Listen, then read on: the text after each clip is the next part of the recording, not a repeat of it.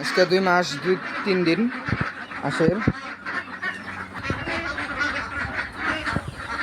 দেখতে থাকুন কিভাবে আদার দেই।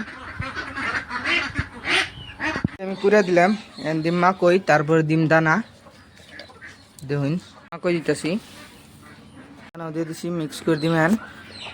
তো মিক্স করে নিতেছি আমি, ঘুরে মাখিয়ে রাখবো, তারপরে সিদ্ধান্ত যাবো। মিক্স করে বালতিতে ভরে নিলাম, আসছে আদার দিয়ে দিন। আদার কিভাবে খাইবার নিচে আসবি নাই।